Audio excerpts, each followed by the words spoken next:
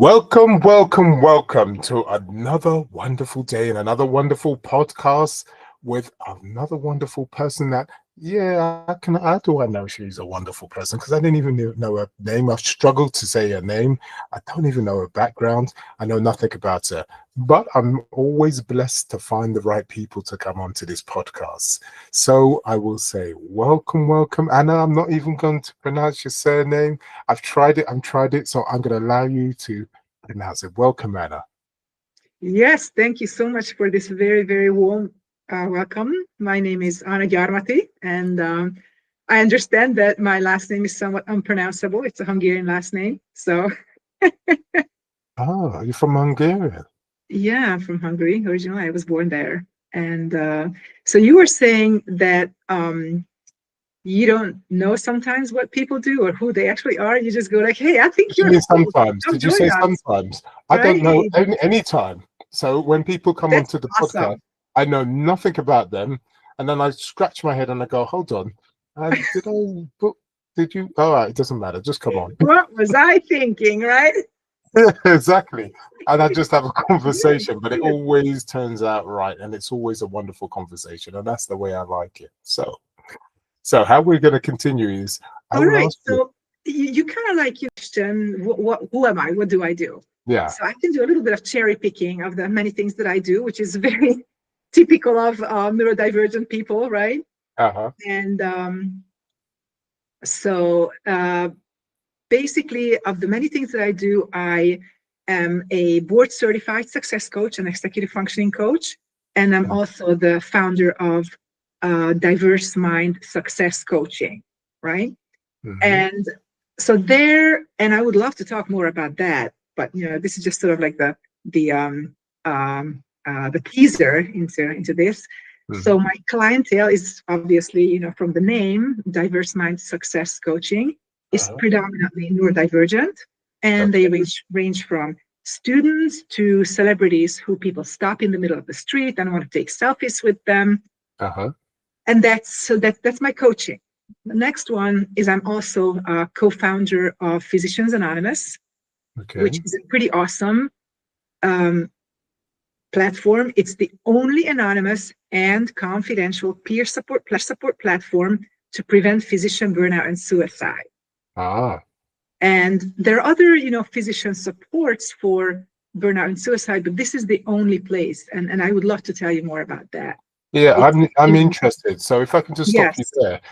So, For I'm just going to kind of like, this is the last couple of things that I would also like to mention, that I'm also the founder of the patent pending Migraceutics supplement system, dietary supplement system, which is Mhm. the only, I love the word only, it's like so neurodivergent, the only supplement system, but this is true, supporting migraine that is migraine phase specific. So I'm going to emphasize this, migraine phase specific support compared to the outdated all-in-one approach, which is Mhm. not how the body or migraine work. And I also have an Amazon bestseller book about migraine. It's called Migraine Phases Demystified, Migraine Phase Specific Evidence-Based Tools to Reduce the Frequency, Intensity, and Duration of Migraines. And Okay. I am going to take advantage here for a moment. This is the book, this one. Mhm. This is the regular edition. And then we did a Physicians Anonymous fundraiser edition. Okay. And so this is the book. It's two editions. One is a paperback available on Amazon, and the other one is a hardcover available from the migraceutics.com website. And Okay. it was published specifically for fundraising purposes. Yes. So I so rudely interrupted you. You wanted I to ask me something. I will survive. And I heard about your reputation. I've heard how rude you were. So um Yeah, I'm that I was reputation is like, I was people have no idea who I am, but they already know that I'm rude. yeah, exactly. Your reputation just Awesome. precedes you. That's one thing I did know about you. But going forward, now this physician anonymous, this is really interesting to me. Um, why that focus? Is this a big thing within the community?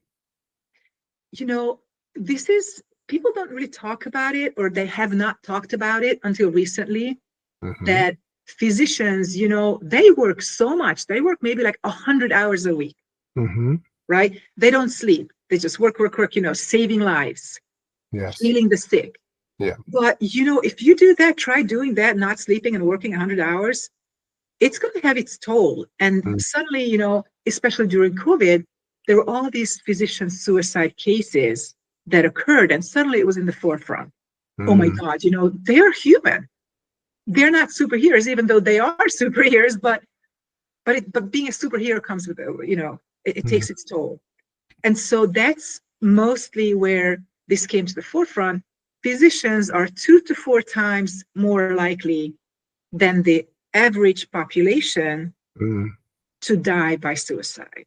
And about 2/3 of physicians actually feel burnt out.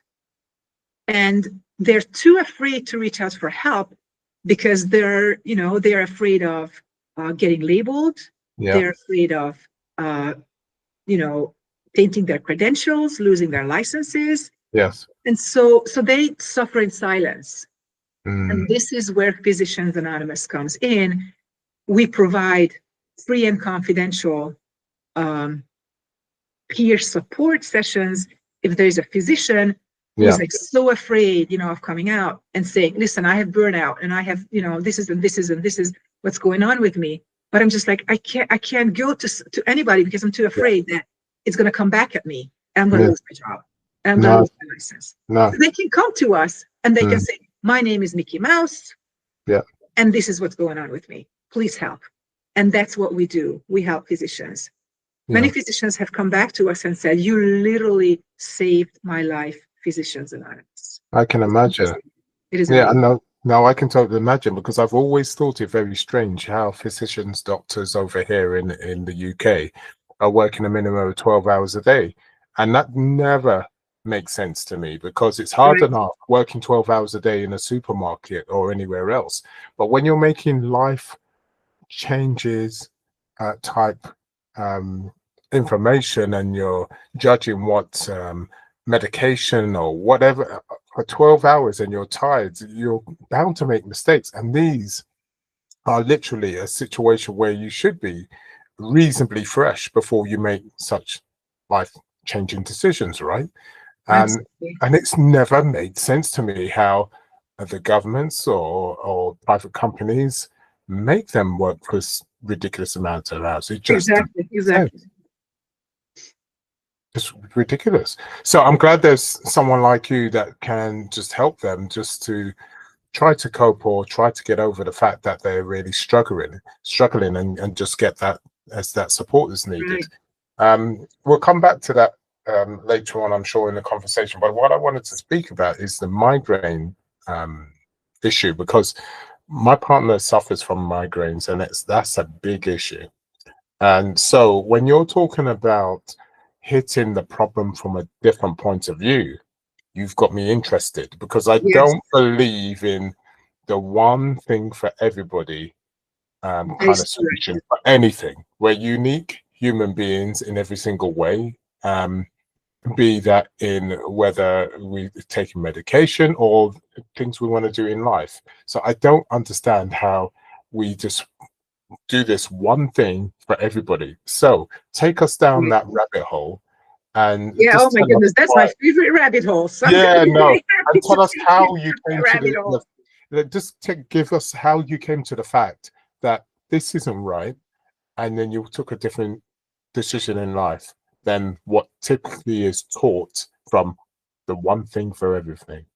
Absolutely. So here's the thing that I also suffer from migraines, and I'm sort of like, I always wonder what I should say about, if it should be like present tense or past tense, because there's a story, there's the story in everything, right? So I started having migraines when I was in my mid-20s, and I had both episodic and chronic migraines, and I tried different migraine medications, and it was terrible. It was awful. For example, I tried ibuprofen, You know, I was prescribed 800 milligrams 4 times a day. That's 3,200 milligrams per day. Yeah. You know, even though the label, right, on the over-the-counter medication says no more than 1,200 milligrams a day. I took 800 4 times because my physician said, oh, you know, you could take this. It's going to be okay. This is actually the highest dose that you can prescribe without, you know, having an overdose. And, you know, I was like, all right. So I took it and it just killed my stomach, but Yeah. it didn't really do anything to my migraines, really. I mean, of course, you know, they were gone for that time, but then they came back. Yeah. So that didn't take care of the problem, right? No. So I tried aspirin. She's like, sure, headache, aspirin, awesome. So that, you know, caused my stomach to kind of like being killed, basically. So it burned my stomach lining so bad. I was in horrible stomach pain for days. So I went to an internist. He was highly recommended, you know, go to this guy. He's going to do wonders on you. He's going to figure out what's wrong. Okay. And, you know, I didn't know that was from the aspirin. So he examined me and he said, oh, you don't yet need surgery. I was like, oh my God, you know, like, is my situation so awful that, you know, I am going to have to need surgery, but not at this point, maybe like 5 days later or something. I was going to. It turns out that this physician was a surgeon.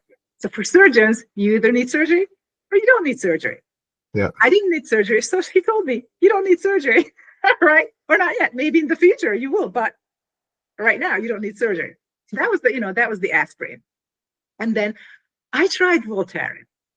I had this allergic reaction that my whole body was covered with ties. And I went to my physician and I said, Houston, we have a problem. I have like spa. I mean, do I have like leprosy or something? And he was like, well, show it to me. So I pulled my blouse and I pulled it up and he said, oh my God. This is awesome. You know, when your physician says, oh my God, you know there's a problem. You're like, I will surely die soon. Right? Yeah. But, you know, that did not happen. And I just got out of that. And, you know, I tried triptans. And this is actually the typical journey. This is very important, right? Typical journey of a migraineur. We try everything. We do, you know, we try everything. You know, Excedrin with the caffeine. I was like the Energizer bunny on crack, right? Doesn't work. I tried triptans, right? More specifically, elatriptan. And so my neurologist said, try triptan. This is amazing. You're going to have the migraine. You take it, go to bed. You wake up in the morning, your migraine is going to be gone. So it's like, awesome. You know, it's amazing. So I took the triptan and I went to bed and I fell asleep. A few hours later, I woke up to the most horrible, just awfully scary nightmares. Really? It was like there were these like, I still remember this, and this was quite some time ago. There were these like alien looking, dripping, big fanged creatures coming out of the walls of this narrow corridor that I was just like running for my life for, and they were like, you know, and I was like pinching myself, slapping myself, because if I went back to sleep, I had the same dreams. I went back to the sleep. So I was like slapping myself, pinching myself. You cannot go back to sleep because this is like so scary. My God. And then the next morning, you think that it's called the serotonin syndrome, right? It's basically when your brain just goes berserk. And then the next morning, I wanted to like become president, and I wanted to like become a famous musician and just tour across the world and make millions of dollars. And then the next second, I just wanted to kill myself. And so this was going on and on and on for like hours. And then I collapsed and slept for like almost 2 days. And I said, all right, so no triptans for me. Thank you very much. And then I did have surgery, but not for the thing that, you know, the other thing. And so after the surgery, the doctor said, hey, you know, here's some opioids, you know, if you have any problems with pain, just take them. So I was like, sure. I didn't take them for the you know, the hernia pain, although I took it once because I sneezed, right? And once you have like freshly cut tissue, that's gonna hurt like hell. Yeah. So I was like, oh my God, I have to take this because this is like so painful. So I took Percocet, right? And I was like, oh my God, my pain was gone. Gone.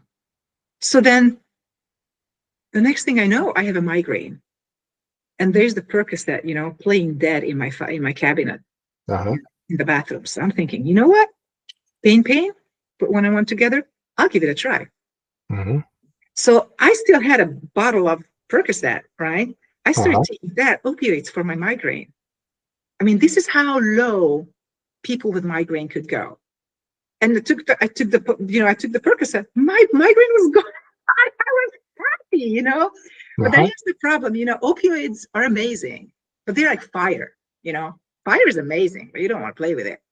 Mm. So because I had worked with drug users before, I sort of knew a little bit about, you know, secondhand experience about, Yeah. you know, how you deal with opioids so that you don't get hooked. So I used the techniques that I learned from the drug users that I worked with. And Mm-hmm. so I did not get, you know, hooked on opioids, thank God. But then I ran out of them. So I went to my neurologist and I said, you know, can you prescribe some Percocet? And he was like, oh, no. We're not going to do that, honey. And so I was like, all right. So I just stormed out of the neurologist's office and I said, this is absolutely, just absolutely unacceptable, you know?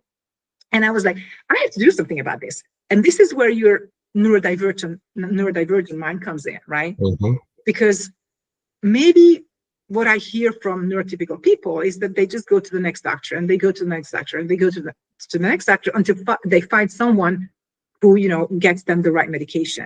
And Mm-hmm. at that point, I was like sick and tired of this. I was like, this is it. I'm done. You know, I said to myself, listen, you know, I'm a doctoral level scientist, principal investigator, adjunct faculty at Johns Hopkins University. You know, I should be able to figure something out. Because if not, then all this education, all this, you know, amazing scientific background is just for nothing. So I had access to the Johns Hopkins library. I went into the library and I looked at, you know, I processed 4,000 or 5,000 different scientific articles Uh-huh. and also books about clinical trials, meta-analyses, review articles. And as I was reading more and more and more of this, I had this epiphany, which is like, oh my goodness. You know, the light bulb went off in my head Uh-huh. that basically the approach that everybody has been trying to push on me is wrong.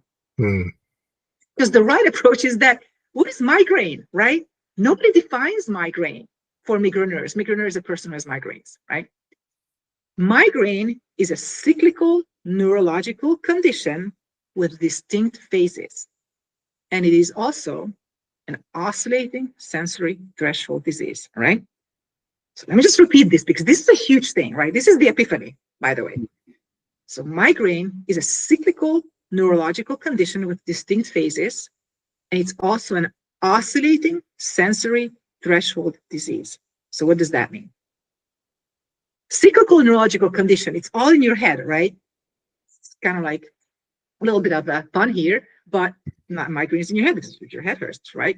Cyclical, it comes and goes and comes and goes. You don't have migraine, and then you have migraine, and then you don't have migraine, and then you have migraine, and they don't have migraine, etc., etc., with distinct phases. So basically, migraine has two main phases. When you don't have migraine, and when you have migraine, right? This is like really just absolutely simplified. So when you don't have migraine, it's called the interictal phase or the asymptomatic phase, but you're still a migraineur because you will have migraines. People who Yes. don't have migraines are not going to have migraines ever, period, Yeah. done, right? Mm. So you're a migraineur. You have the interictal phase, which is the asymptomatic phase. We still have some symptoms, but we'll talk about that a little later. And then you have the symptomatic phase or the ictal phase or the migraine phase. These are like synonyms, right? Mm-hmm. So the migraine phase has different stages. The first stage is when the symptoms start. It's called the premonitory stage. Mm-hmm. And then when you just like, you know, you get all the symptoms, blast of symptoms. That's the headache phase, even though you have other symptoms too besides the headache, but that's what it's called. It's the headache phase, right? And then when you're done, quote unquote, done with the horrible stuff, you're kind of like climbing out of the ditch. That's called the postdrome or the migraine hangover, Mm. right? So you start with the intra-ictal phase. You have no symptoms or you have minimal symptoms. Then you go into the premonitory stage of the migraine phase. Mm-hmm. And then you go into the headache stage of the migraine phase. And then you come out of the ditch of into the migraine hangover or the postdrome phase, right? Mm-hmm. Of the migraine, postdrome stage of the migraine phase. And then you go back to the intra-ictal. Now, this is the cyclical nature of migraine. In addition, what is the other nature of migraine? There are two natures, basically. You can kind of like make it one, but it's easier if we just kind of like say, okay, this is one way to look at it. Another way to look at it is that migraine is a, it's an oscillating sensory threshold disease. Very important. Oscillating is that, everybody has this like going up, and I'm trying to show it with my finger. It's a wave, right? Sometimes Mm-hmm. you're a little more sensitive to light. Sometimes you're not that sensitive. It oscillates, right? For everybody. However, the threshold at which, migraineurs feel that the sensory impulses are uncomfortable is much lower. So I'm going to give you an example. Little me driving after sunset. So I'm driving, Okay. and then there's a car in front of me, and there's a red light. So I stop at the red light. Of course, the red light is like blaring at me, right? In the United States, people love driving, automatic shifts. So when they stop, they put their foot on the brake so that they don't keep rolling. Mm-hmm. And so then there's that blaring light. And the dude, I mean, he's like, no, he's no fault, but he wants to turn left. So his blinky linky is going like bling, bling, bling, bling, bling, bling. So for a migraineur, staring at that for like 2-3 minutes is awful. It's like horrible. So what I do is I put I cover my eyes because it's like literally painful for me having the brake lights and the little bling, bling, bling, bling, bling, bling, bling, bling to the left, plus the red light right above the car. It's like literally painful. The chick behind me is like fine. She's fine because she's not a migraineur, and that doesn't hurt her. It hurts me because I'm a migraineur. So that's the sensory threshold. So non-migraineurs, they're kind of like, oh, it's a little kind of whatever. Sometimes it's good, sometimes it's not so good. But for us migraineurs, this sensory threshold oscillates not just within a phase of migraine, right? Within the intra-ictal phase. But when the migraine phase comes, it just goes down. And that's when, migraineurs, when they are in a full-blown migraine, we're just like covering our ears, covering our eyes, and don't touch me because it hurts. Everything just hurts and everything is awful and uncomfortable because the oscillating nature of sensory thresholds oscillates not just in the intra-ictal phase and just like in general, but also within migraine. So it goes down. We actually have a YouTube video explaining this. If you go on YouTube and go to Migraceutics, you will find a bunch of very interesting videos about, what migraine is. There's a really nice explanation about that. It's an animation that we did. And so why is that, right? You might ask, what is up with this? Well, guess what? The thing is that I like explaining this in a way that for example, people who have diabetes, they have problems processing sugar, right? So that's why they need medications so that they can process sugar. Now with migraineurs have problem processing, you're not going to believe this, vitamins. Really? Vitamins, yes. Vitamins and certain minerals.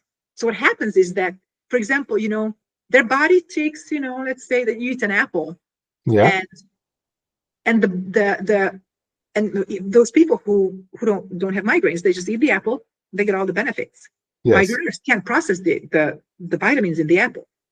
And so there are a ton of scientific studies that show this, that they can't, they have lower levels of vitamins and minerals in their blood. But also, and here's where it gets interesting, clinical trials have shown that if you supplement minerals to people who have migraines, the frequency, intensity, and duration these are the three buzzwords, frequency, intensity, and duration of their migraines is going to reduce, right? Frequency of migraines, it means that they're not going to have migraines like every month or every, 2-3 times a month, only every like 3-4 months. Just huge. Oh my God, right? It's like, wow, I'm not like crippled and So why are they like, throwing certain tablets down your throat rather than just simply doing minerals and vitamins? Exactly. So let me just continue with this. So this is frequency. The duration is, when I got migraines, it was 3 days out of commission, right? Now I have migraines. I'm like, I think I have a migraine. And then I'm going to tell you what the microcystic system is. And suddenly, I have like an hour or something of migraine. And I'm like, yeah, I think I can live with that.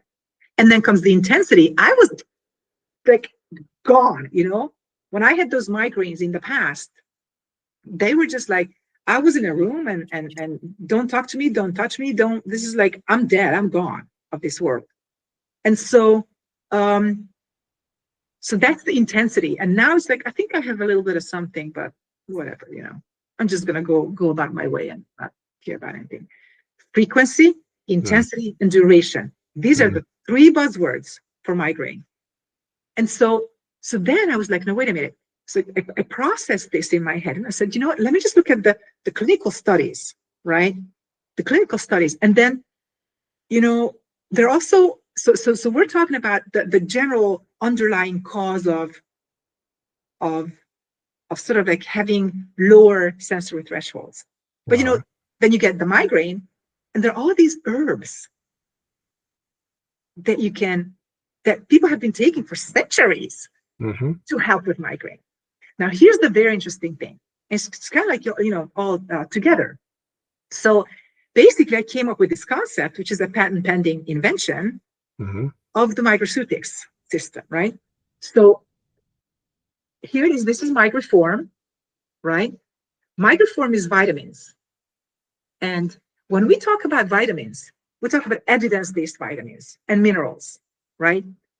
In evidence-based qualities and quantities, and also in quantities that do not exceed NIH safety limits.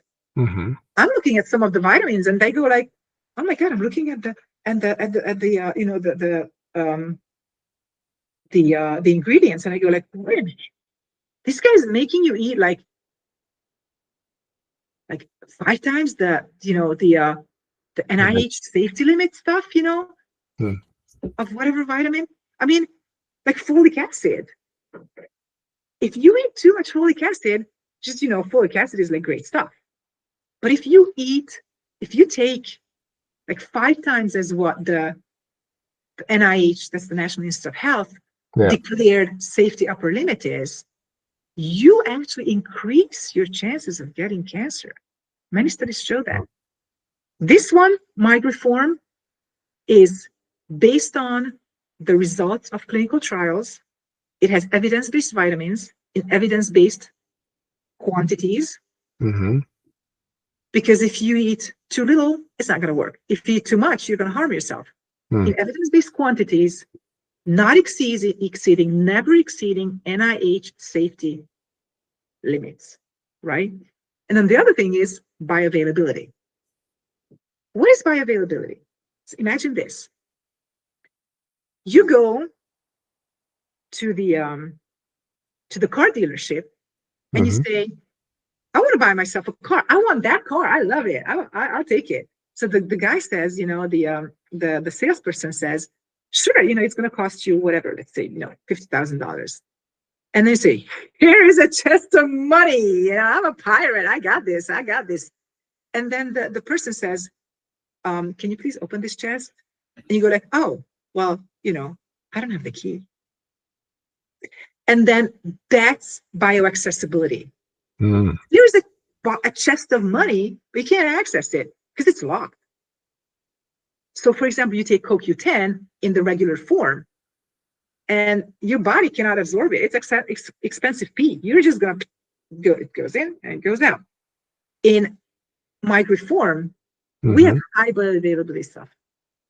So that's bioaccessibility, which is a part of bioavailability. because then my friend comes and says, "Hey, boo, hi, buddy, here's the key." And then I said, "Hey, I have the key. I can get the car." So I opened the chest of money, and it's Japanese yen. And the guy says, "I'm so sorry, but we're in the United States. You need US dollars." And that's by availability. I have the money, but I can't use it. Mm-hmm. So it doesn't enter the blood system, the blood in your body. It doesn't enter the food matrix. That's the first one. And from the food matrix, does it enter the bloodstream? That's by accessibility and by availability. But usually people use the word by availability because it's kind of like, the thing is it expensive to you or not? And so this microform is high bioavailability. It's bioavailability enhanced with patent pending, patented. Microform is patent pending, but some of the components are actually patented to show 18 times the bioavailability, especially, CoQ10 is one of the things that people just gobble down a bunch of CoQ10. But you know what? It's expensive feed. This one, it's going to go to your brain because the bioavailability is 18 times higher than the regular one. And so this is going to bring down the sensory threshold. But why am I talking about the sensory threshold? Who cares about, touch, light, sound? Wait a minute. Pain is also a sensory threshold. Mm-hmm. So therefore, this is the idea behind bringing up supplying vitamins so that your body can say, hey, my brains are not, my brain cells, my neurons are not firing like crazy all over the place, right? And so that's what vitamin supplementation does to you. And then comes migraine repair, which is when your migraine starts. This supports your body to fight migraine. It has evidence-based components like feverfew and butterbur. Butterbur got a bad reputation because it has PA, which causes liver damage if you take it for too long. But this butterbur is third-party certified, PA-free butterbur. All our supplements are manufactured in the United States, Okay. and all third parties tested in the United States in FDA inspected, CGMP certified facilities. It's very important. It has to be the highest quality. Sometimes you get some supplements, it says, oh, this is good for you. It's like, where was it made? I don't know. Was it tested, third party tested? I don't know. What is it? Is it like sawdust or is it actually the stuff that you're taking? I have no idea. But our stuff, our supplements are made in the United States, third party tested, FDA inspected, and CGMP certified facilities. And so once you start the migraine, when it starts, at the first symptom, when I take this, get the first symptom of migraine, I take this, and I'm happy as I don't know. How quickly does it work from the point of view? You start getting a migraine and you take it. Now, what we talking? Are we talking 30 minutes an I hour? can talk about myself, right? And I think that's the safe way to say it because I can't. There are all these like FDA regulations. I can't say anything that this cures or prevents or does anything like a medication does. I can't say that because then I'm going to get into big trouble with the FDA. But I can talk about myself. So when I take this, as soon as I feel the first symptom, the earlier the better. And then the other thing is like, even if it was like a false positive, so to say, like maybe I was just kind of like, I had a moment of whatever, but it's not going to cause me any trouble if I take this, right? However, if I don't take it, if it's a false negative and I'm like, nah, I'm not going to have a migraine, then if I take it when my migraine is just like, like, oh man, I got to sit down. It's just like, oh, I think this is getting a little bad. Then it's still not as bad as it used to be when I was out of commission for 3 days. Because I'm taking Migraform, and it's just like amazing for me. And so when it's like really bad, then it's not how should I say that? It doesn't help me as much as when I take it right away. Because right away, the way I feel it is that in my body, it catches those, Yeah, the starts. those things. And Yeah. also, what are those things? For example, we can talk about CGRP, right? That's a name that whoever has migraines, they know this name. It's a protein that plays a very important role in migraine. And so some of the ingredients here in Migraine Repair have been shown to reduce CGRP, right? And so this is all about being evidence-based. And that's kind of like, that is also the focus of the pharma companies to somehow mitigate CGRP. And so these are just buzzwords probably for a lot of people, but for us, it means a lot. Of course. And so this system, the migraceutic system is very different from the all you can eat buffet. Like you have like all in one thing, like, hey, take this thing and take it, and this is gonna resolve, it's gonna solve your problems. Well, guess what? I have different problems because the migraine phases are different. They need different support during those different phases. And there's one little secret here, actually two little secrets here, which is, Migrelax, because guess what? Lack of good amounts of good quality sleep is both a trigger and a symptom of migraine. And the ingredients are very traditional sleep support ingredients. So this is Migrelax. And you take Migrelax and you're gonna sleep like a baby. I wish I could say that. I can't say. I probably cannot say that. I do. I sleep like a baby. It's like a baby. Right? I sleep like, no, I cannot say you sleep like that. I sleep like a baby. I don't know what you do, but I sleep like a baby. And I always have to keep the compliance in my mind. Well, listen, that sounds wonderful that you can take a supplement. There's some vitamins, minerals, food. I think people forget that food is our medicine. That's how it started off with. And listen, the pharmaceutical companies, when they investigate and try to put these chemicals together, they start from the food anyway, and then they multiply it by 10 times or synthesize it or whatever. Exactly. And so if you know how to combine these foods, the vitamins and minerals, to be honest, I can't see why it can't deal with the majority or everything that we have issues with. Right. If pharmaceuticals companies wanted to do it from that point of view and put the money in, then obviously we'd be in a different situation, right? Where you can take these supplements and these vitamins in a combination of way where it can help us. But I tend to find that the pharmaceutical companies have their own agenda. So anything to do with natural supplements or anything natural is I tend to feel that they're quite anti from that point of view, because there's no money in actually making you better. There is money with a subscription though, to subscribe you on medication. There's no money in a cure or making you much better. But that's my point of view. That's how I see it from my point of view. And there's actually one more thing, which is that it's menstrual migraine. A lot of women don't know that they have menstrual migraine because it's a fancy word. They just know that whenever they have their period, before or after or sometime around, they have a migraine, right?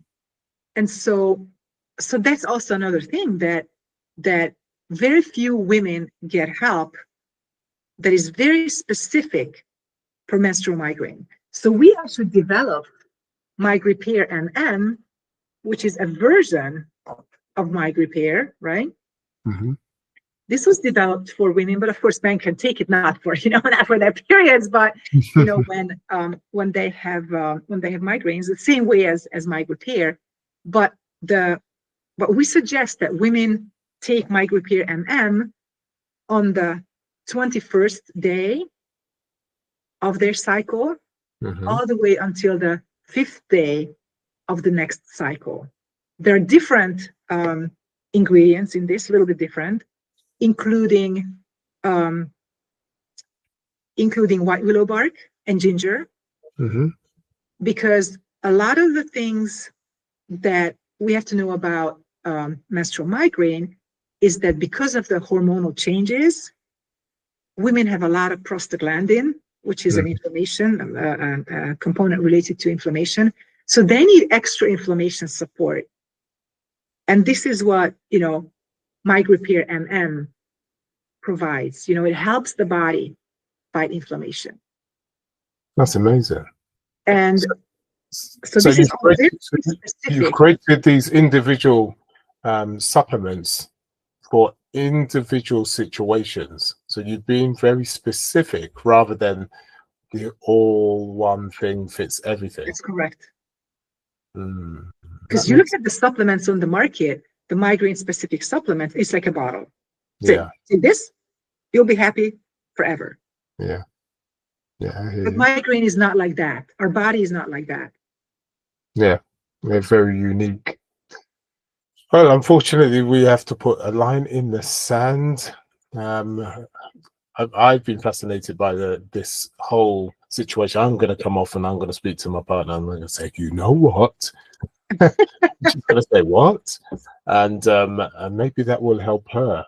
But just give us something for the listeners, some golden secret that could help them. What one thing, if you could just say that one thing to help someone massively, what would that one thing be when it came to advice to enrich their lives?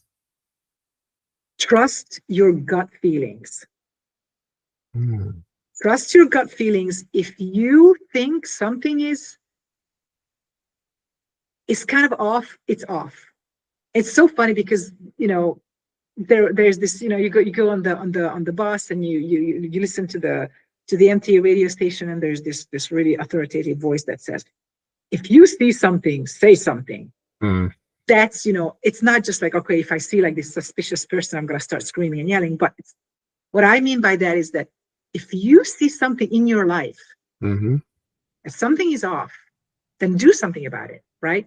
Say something, reach out to other people. Hey, this is what's going on. Is that normal? Isn't that weird? Why is it like that? And I want to do something about that. Let's change it. That's good advice. I don't think it's how it's supposed to be. Yeah, we've been doing this for 100 years, but seriously, I don't think it's a good way to do this. Great advice. Now, how can people contact you? Be that social media or anything else? How can they contact you if they need to speak to you one-to-one? You can go to, I'm just kind of like thinking, what is the best? Oh, yes, actually, you can. So if you see my name, you can go to psychologytoday.com, and you can type my name in there, and you can find me through Psychology Today, because my coaching business is advertised on Psychology Today, and that's how you can. That's one of the best ways to reach me. Or you can reach me also at dr.anna, A-N-N-A, at migraceutics.com. Migraceutics is migra, like migraine, without the I-N-E, right? Migra. Ceutics is like pharmaceutics, but without the pharma, it's migra. Ceutics instead of pharmaceutics, migraceutics.com. So dr.anna, A-N-N-A, at migraceutics.com. And as always, listeners, I'll have all the details down below, so it's made easy for you to click away and contact away, so there's no issues there. As you can see, got a wealth of information when it comes to migraines, and so many people out there suffer from migraines. And with her book there to make things bite-sized, if you want more information, why not go for that? And I'll try and get the link for the book at the same time, so you can easily access that if you're after the book. And I would like to say, Anna, thank you for coming on. We really appreciate you. Yes, thank you so much for inviting me. It was just absolute awesome. I love talking about migraceutics because it really just it's a lifesaver for me, you know. Mhm. I take it every day. I take Migraform every day, and whenever I have migraines, I take this, and my life has changed. So I hope this is very helpful for other people who have migraines, and they could get great support from migraceutics. And I'm sure they will. And in the meantime, everyone, like and subscribe and all those other wonderful things. And sayonara.